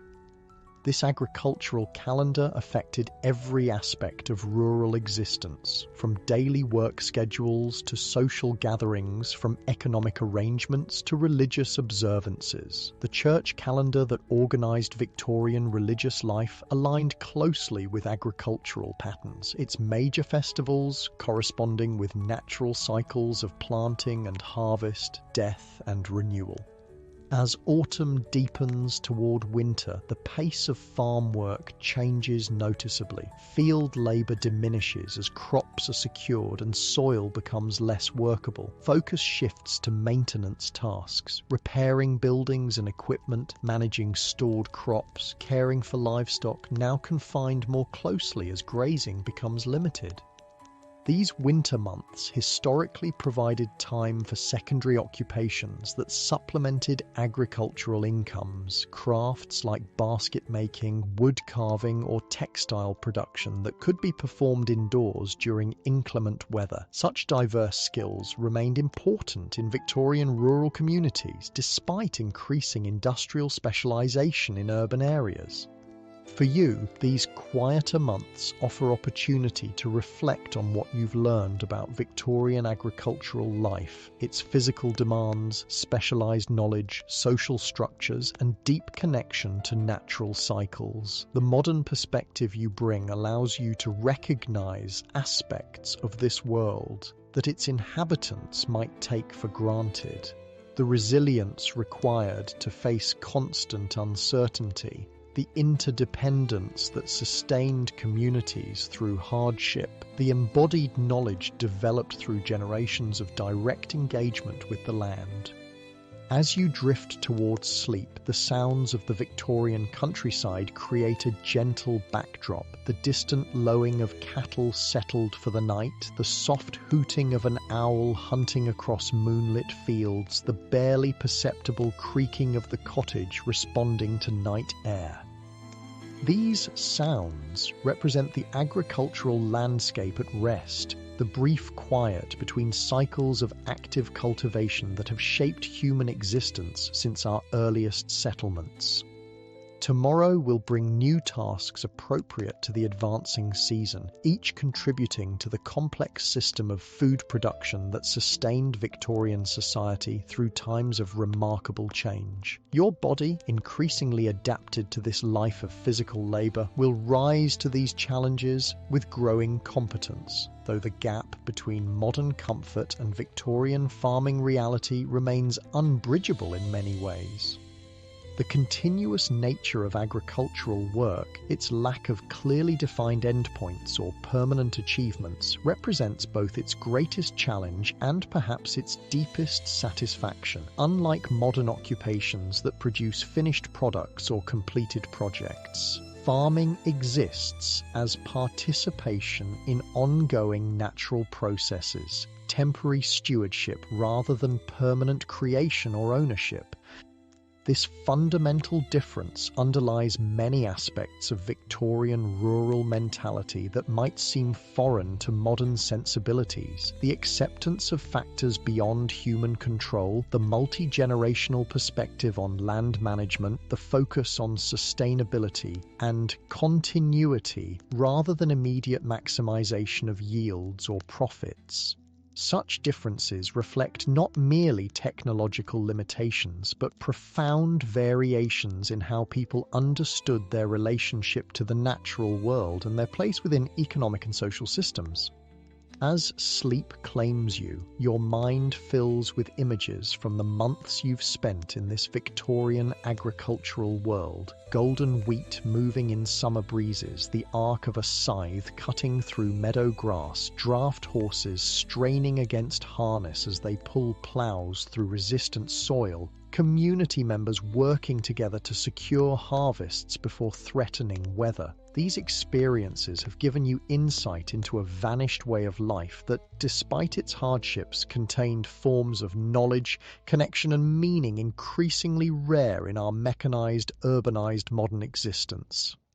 The crisp morning air of November carries the unmistakable bite of approaching winter as you step outside your cottage. Frost glitters on the bare branches of trees and coats the remaining cabbage leaves in your small garden with delicate white crystals. Your breath forms clouds in the cold air, and the sun, rising noticeably later now, casts long shadows across the farmyard. Winter on a Victorian farm brings a different rhythm to life. Not the cessation of work that modern people might imagine, but a shift in focus and pace that reflects the season's natural limitations and opportunities. The frantic energy of harvest has passed, the fields now mostly bare except for winter wheat planted in autumn, its tender green shoots barely visible against the dark soil. Today's tasks reflect winter priorities, ensuring animals are properly sheltered and fed, maintaining buildings and equipment, processing crops stored during the abundant months for winter use. The good news about winter farm work is that it generally allows for later rising, with darkness limiting outdoor labour in early mornings and evenings. The bad news is that much of this work occurs in unheated spaces, with cold fingers and toes a constant companion from November through March. You join Thomas in the barn, where the day's first task involves threshing some of the grain harvested months earlier. Before mechanical threshers became common, this repetitive indoor work occupied much of winter for farm labourers. Using a flail, a simple tool with two wooden pieces connected by a short length of leather, you beat dried wheat sheaves spread across the barn floor, separating valuable grain from the surrounding chaff and straw. The work creates a familiar rhythm, the whoosh of the flail through air, the solid thwack as it strikes the grain, the shuffling step to reposition for the next swing. It's physically demanding, but generates welcome warmth in the cold barn. Dust rises from the beaten grain, filling the air with tiny particles that catch sunlight streaming through gaps in the barn walls. Mind you cover your mouth, Thomas advises, demonstrating how to wrap a handkerchief around the lower half of your face. Threshing dust gets in the lungs and causes trouble later. This practical knowledge, understanding occupational hazards and developing protective measures, represents another aspect of traditional wisdom, often learned through hard experience rather than formal education. By midday, you've threshed enough grain to warrant winnowing, separating the lighter chaff from heavier grain kernels. In earlier times, this would have been done entirely by hand, tossing the threshed mixture into the air for wind to blow away lighter components while grain fell back into collection baskets. By the Victorian period, hand-cranked winnowing machines had become common on many farms, using mechanical fans to create artificial breeze for this separation. Thomas demonstrates the winnowing machine's operation, a wooden box with internal fans that create airflow as you turn a hand crank. The threshed mixture enters through a hopper at top, falling against the airstream that blows chaff out the back, while clean grain exits through a chute at bottom. It's an elegant solution that still requires human power but significantly increases efficiency over purely manual methods. The afternoon brings a shift to animal care, increasingly important as pasture becomes unavailable through winter months. The farm's livestock, cattle, horses, sheep and pigs now depend almost entirely on human provision for their survival, requiring daily feeding, watering and monitoring for health issues that could quickly become serious in winter conditions. In the cattle shed, you help distribute hay from the summer's cutting, now stored in the barn loft. The cows greet your arrival with impatient lowing, eager for fresh feed after consuming what was provided the previous day. Each animal receives a carefully measured portion, enough to maintain health through winter, but without wastage of precious stored fodder that must last until spring grazing resumes. The sheep, hardier than cattle and able to forage more effectively in poor conditions, remain outdoors longer than other livestock. Today, however, with frost lingering and weather reports suggesting snow, they're being moved to sheltered paddocks nearer the farm buildings. You and several other workers form a human chain, guiding the flock from distant fields along lanes between hedgerows. Sheep have their own stubborn ideas about direction, requiring patience and understanding of their behaviour to move effectively. The farm's sheepdog does most of the actual herding, responding to whistled commands from the shepherd with remarkable precision, circling wide to collect strays and keeping the flock moving in the desired direction. This partnership between human, dog and livestock represents one of farming's oldest and most effective working relationships. With animals secured and fed, the shortened winter day already fades toward dusk. The farmer reviews tomorrow's work plans, continued threshing, building repair, wood cutting for fuel, before dismissing workers to their homes. In winter, with darkness falling by 4 or 5 o'clock, evenings stretch longer than in summer months, offering time for activities impossible during the extended daylight working hours of the growing season.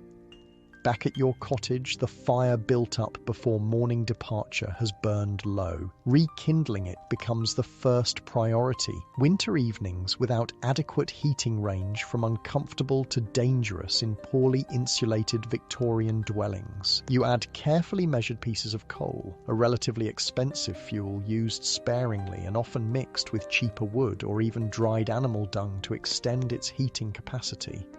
The cottage gradually warms as the fire strengthens, creating a cozy space that contrasts sharply with the cold darkness outside. This physical contrast between protected indoor environments and harsh external conditions defines winter experience, creating appreciation for simple comforts taken for granted in milder seasons. Warmth, light, shelter, and the security of stored food that removes immediate worry about sustenance.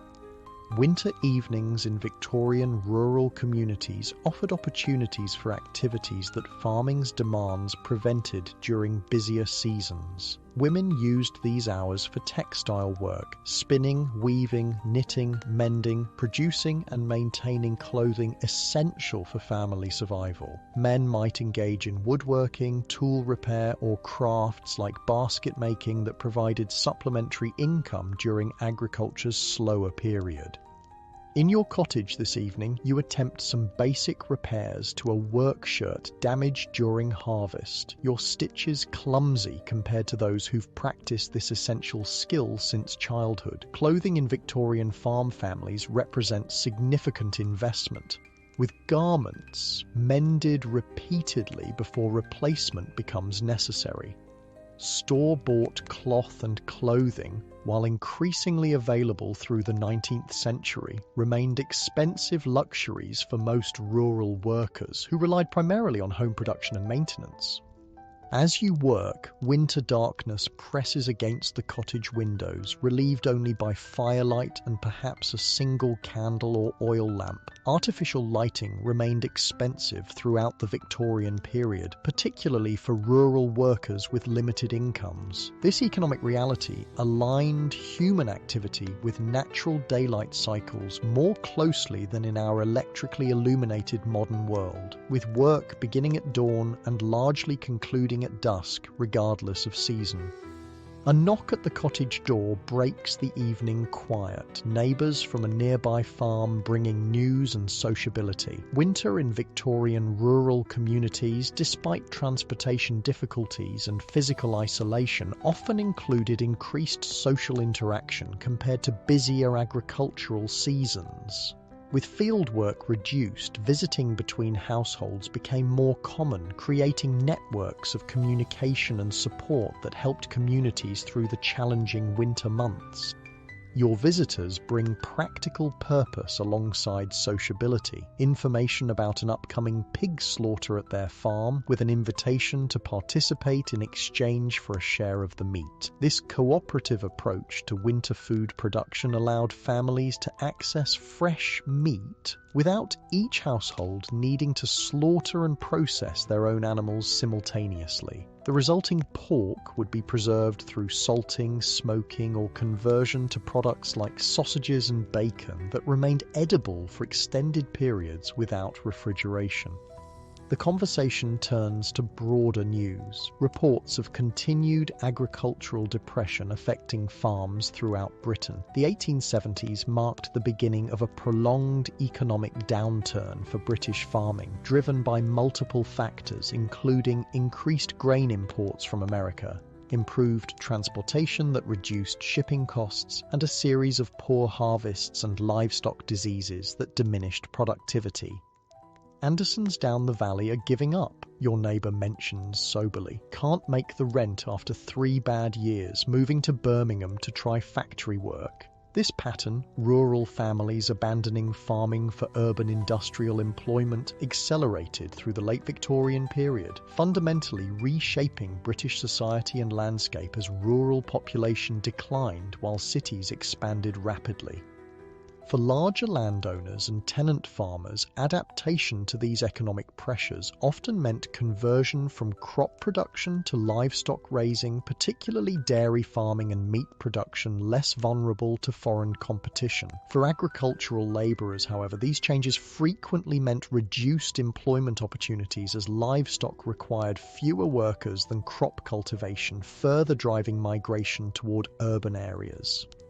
The late Victorian period witnessed these transformative changes moving through rural communities like waves, affecting different regions and types of farms at different rates, but gradually reshaping the agricultural landscape throughout Britain. Traditional farming practices that had remained relatively stable for centuries underwent rapid evolution under economic pressures, technological innovation, and shifting social patterns.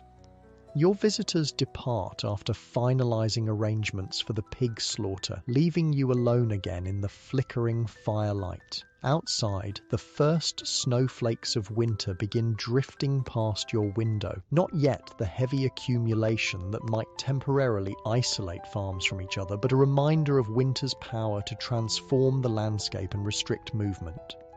Morning arrives with a transformed world, several inches of snow covering the farm in pristine white, smoothing the contours of fields and buildings into softer shapes. The cold intensifies with snow cover, your breath visible even inside the cottage before the fire has been built up to working temperature. Despite the beauty, snow brings practical challenges that shape the day's activities.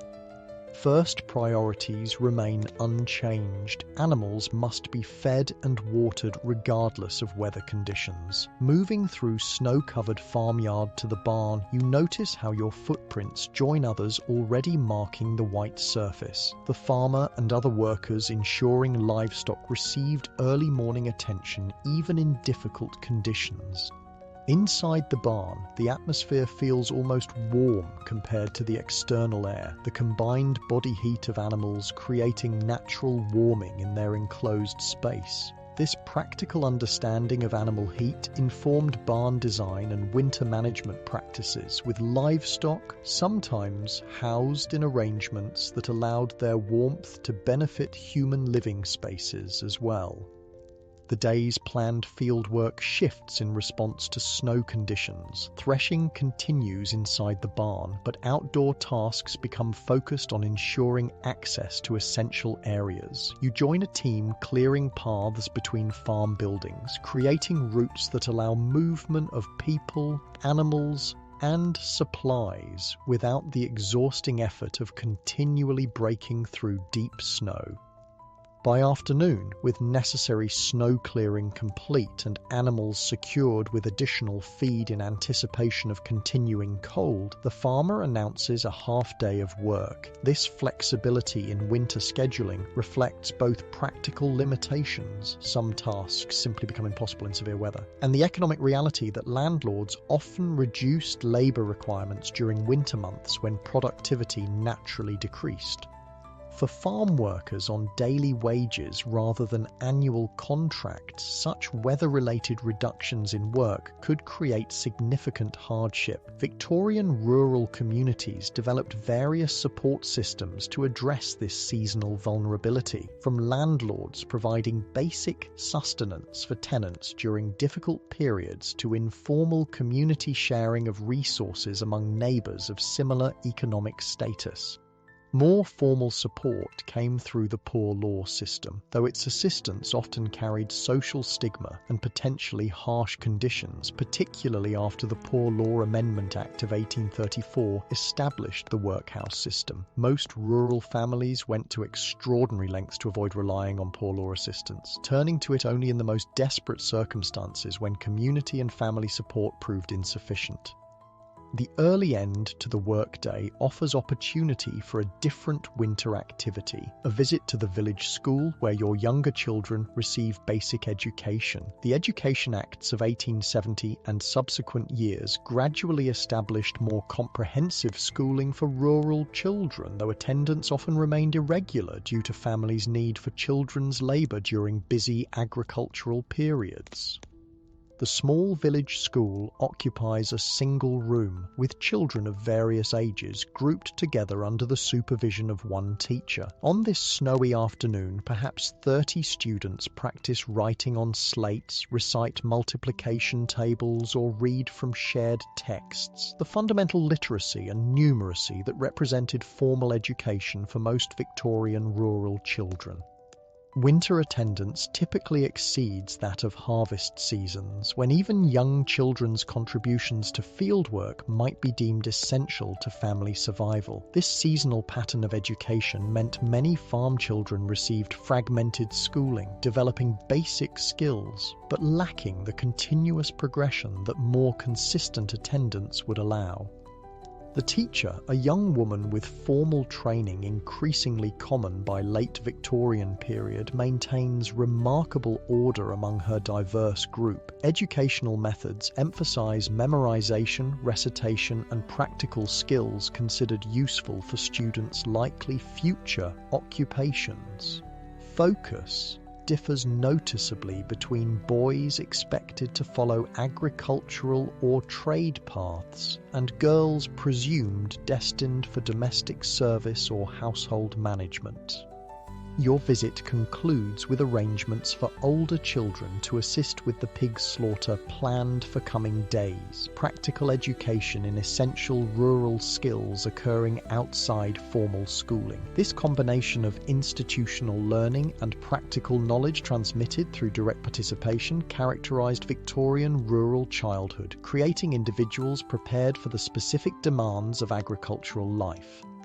The walk home through snow-covered lanes offers moments of unexpected beauty. Winter sunlight casting blue shadows across white fields, birds leaving delicate track patterns as they search for food, ice crystals transforming ordinary branches into glittering sculptures. Despite its harshness, winter in rural landscapes provides aesthetic experiences largely lost to modern urban dwellers. Connections to natural patterns increasingly rare in industrialized societies. The following days bring traditional winter activities centered around food preservation. The pig slaughter proceeds as planned, creating an intensive period of communal work as the animal is processed into various products designed for extended storage. Nothing is wasted in this process, from prime cuts preserved as bacon or ham to organs incorporated into sausages, blood used for puddings, fat rendered into lard for cooking, and even bones utilized for stock or tools. This intensive processing represents a key aspect of pre-industrial food systems, the transformation of seasonal abundance into storable forms that extend availability through scarcity periods. Before refrigeration, such preservation techniques formed the foundation of food security, with winter serving as both challenge to overcome and opportunity for preparing resources that would sustain communities through coming months. As December advances, another dimension of Victorian rural life becomes apparent: the religious and social observances that mark the calendar. Christmas preparations begin gradually, incorporating both ancient traditions and newer Victorian innovations that were transforming the holiday throughout British society during this period. Rural Christmas celebrations typically remained more connected to agricultural traditions and pre-Victorian customs than their urban counterparts. Decorations featured natural materials gathered from the landscape, holly, ivy, mistletoe, rather than manufactured ornaments increasingly available in towns and cities. Foods reflected local production and preservation methods, with regional variations in special dishes prepared only for this annual celebration. The emotional significance of Christmas in Victorian farming communities extended beyond religious observance to include crucial social functions: the gathering of often dispersed family members, reinforcement of community bonds through shared celebration, and creation of brightness during the darkest, coldest period of the agricultural year. These practical and psychological functions gave the holiday importance even in communities where religious devotion devotion might vary widely. As the year draws toward its close, you find yourself reflecting on the Victorian agricultural cycle you've experienced through the seasons. The spring planting full of potential and uncertainty, summer's intensive growth and care, autumn's crucial harvests determining success or failure, and winter's combination of hardship and essential rest. This continuous cycle, followed with variations for centuries, shaped not just practical activities but fundamental perspectives on time, work, and human relationship to natural processes. The Victorian period represents a crucial transition in this agricultural pattern, traditional methods and social organizations persisting alongside emerging technologies, economic systems, and social changes that would eventually transform rural life beyond recognition. Standing in this transitional moment, you've witnessed both ancient practices that would soon disappear and early manifestations of modernization that would eventually dominate. What makes lasting impressions are not just the physical demands that would indeed prevent most modern people from lasting even a day in Victorian farming life, but the profound differences in relationship to time, community, and natural systems that this agricultural existence created. The Victorian farmer lived within constraints and rhythms increasingly foreign to modern experience. Seasonal determinism rather than technological override of natural limitations, direct connection between personal labor and survival outcomes, community interdependence rather than institutional support systems. These differences extended to fundamental concepts modern people often take for granted. The nature of food as something produced through visible, tangible processes rather than appearing through complex, invisible supply chains. The experience of darkness and cold as inevitable seasonal realities rather than conditions automatically eliminated by technological intervention. The understanding of work as physically embodied rather than abstracted into information manipulation. The Victorian agricultural world you've inhabited through these seasons offered hardships modern people would find intolerable, physical demands beyond contemporary conditioning, absence of medical interventions now considered basic, housing conditions lacking fundamental comforts, vulnerability to weather and natural disasters without technological buffers. Yet it also provided experiences increasingly rare in modern life: direct connection to food production, interdependent community relationships, seasonal rhythms that aligned human activity with natural cycles, and tangible relationships between effort and outcome. As your time in this Victorian farming life concludes, you carry with you deeper understanding of both what has been lost and gained in the transitions that separated that world from our own. The physical hardships, limited opportunities, social restrictions, and vulnerabilities to disease and disaster represent genuine progress overcome through subsequent generations' innovations. Yet the connections to land, community, seasonal rhythms, and direct production represent values worth reconsidering in our technologically mediated present.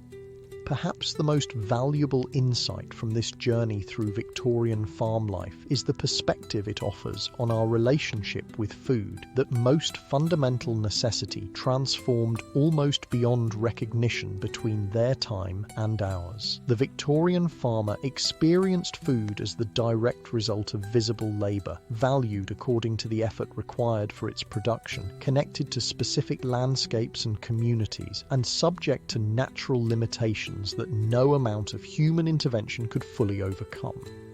This perspective offers an alternative to modern food systems characterized by invisibility, disconnection, apparent abundance, divorced from production realities, and technological mediation that obscures natural limitations. Without romanticizing the genuine hardships of Victorian agriculture, we might still recognize the value in more conscious connection to food production, not necessarily by returning to Victorian methods, but by bringing greater awareness to the systems that sustain us. Similarly, the Victorian agricultural relationship with time, governed by daylight, seasons, and natural growth cycles rather than artificial schedules, offers perspective on our own increasingly detached temporal experiences. The rhythms that governed farm life connected human activity to natural patterns in ways that modern schedules often deliberately override, creating potential disconnections from biological and ecological realities that shape our existence regardless of technological mediation. As you drift towards sleep on this winter evening in Victorian farm life, the contrasts between that world and our own crystallize into clearer understanding. You wouldn't last a day as a Victorian farmer not simply because of physical demands, though those would indeed prove overwhelming for most modern bodies, but because that existence required fundamentally different relationships with food, community, time, and natural processes than those that structure contemporary life.